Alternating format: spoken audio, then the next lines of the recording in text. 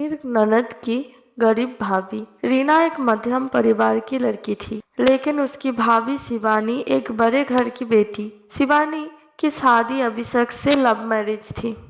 अरे भाभी, ये कितना अच्छा सूट पहना है आपने। काश ऐसा मैं भी पहन पाती। अरे क्यों नहीं रीना, वैसे भी तुम्हारा और मेरा नाप तो एक ही है, जब मन करे पहन लेना। भाभी, आपको आपके पापा ने कितने अच्छे कपड़े गहने दिए हैं। मैं उनकी इकलौती बेटी जो हूँ। बेटी तो मैं भी इकलौती हूँ, लेकिन क्या करे, पापा है नहीं, पता नहीं कैसे होगी मेरी शादी। तभी वहाँ शिवानी की सास आ जाती है। अरे क्यों नहीं करेगा भाई तेरी शादी धूमधाम से, आखिर जिम्मेदारी है तो उसकी। अब वो दिन भी आ जाता है जब रीना की शादी तय हो जाती है। अभिषेक, क्या हुआ? आप इतने परेशान तो कभी नहीं दिखे। कोई बात है तो बताइए मुझे। अरे शिवानी, वैसे तो शादी का सारा इंतज़ाम हो गया है, लेकिन गहनों का रेट तो आसमान छू रहा है।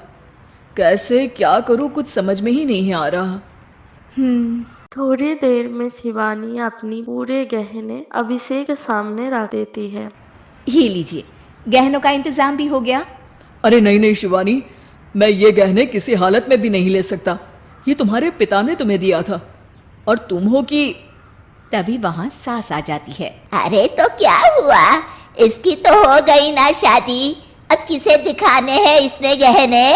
सास गहनों का डिब्बा शिवानी के हाथ से लेकर वहां से चली जाती है। रीना की शादी धूमधाम से होती है और वो बड़ी घर की बहू बन जाती है। वही रीना की शादी के बाद शिवानी और अभिषेक उसकी शादी के कर्जों में डूब जाते हैं।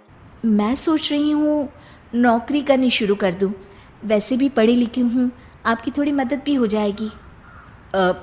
वैसे शिवानी, कुछ दिन कर लो तो अच्छा ही होगा, क्योंकि ज़रूरत भी है।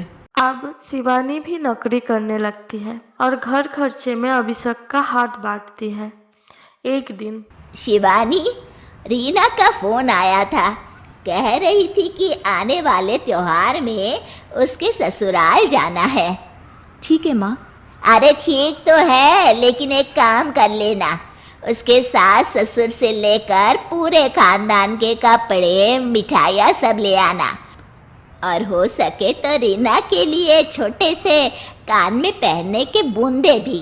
और क्या है ना, शादी में उसे सारी बड़ी बड़ी कान की ज्वेलरी दी थी, घर में पहनने के लिए तो उसके पास कुछ भी नहीं है। शिवानी सोच में पड़ जाती है कि वो क्या करे, क्योंकि कर्जों और घर के खर्चों की बातों पैसे बचते ही नहीं थी। शिवानी फिर उसके पिता को फोन करती है और उनसे पैसे मांगती है। देखो शिवानी, मैंने तुम्हें शादी के वक्त ही मना किया था कि ऐसे घर में शादी करनी ही नहीं चाहिए। अरे अभिषेक को शर्म आनी चाहिए जो ससुराल से पैसे मंगवा रहा है। शिवानी को अपने पिता की बात पर गुस्सा आ जाता है। आप मेरे पिताजी हैं और मैं परेशान थी, इसलिए आपसे मदद की उम्मीद की। पापा, अभिषेक को तो पता भी नहीं है कि मैंने आपसे पैसे मांगे हैं। शिवानी सोचती है कि वो अभिषेक से बात करे, लेकिन फिर उसे लगता है कि वो टेंशन ले लेगा। तभी शिवानी की नजर अपने हाथ की कंगन पर पड़ती है और सीधे बाजार जाती है। उसे बेचकर ननद के घर ले जाने की सारा सामान लेकर आती है और सास के सामने रख देती है। हाँ ठीक है, लेकिन फल थोड़े और अच्छी क्वालिटी के होने चाहिए थे। शिवानी कुछ नहीं कहती, बस वहाँ से चली जाती है। एक दिन शिवानी, रीना का फोन आया था, बहुत रो रही थी। क्यों माँ, क्या हुआ? सब ठीक तो है ना उसके ससुराल में? अरे तूने तो उसकी नाक ही कटवा दी। अब मैंने क्या कर दिया माँ? कह रही थी कि बड़े घर की बहू है भाभी, जो कपड़े दिए वो ब्रांडेड भी नहीं थे। तू तो जानती है ना उन लोगों का पहनावा कितना अच्छा है। तू तो मेरी बेटी का भला कभी सोचती नहीं।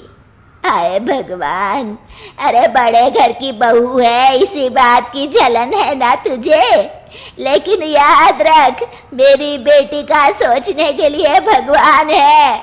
तुम लोग कभी उसका बुरा नहीं कर पाओगे। अब शिवानी का मन में सवाल था कि क्या ईश्वर सिर्फ रीना के साथ है, उसके साथ नहीं। लेकिन उसे सुकून था कि वो अभिषेक के साथ उसकी जिम्मेदारी को निभाने में बराबरी की हकदार है। शिवानी वहां से चली जाती है।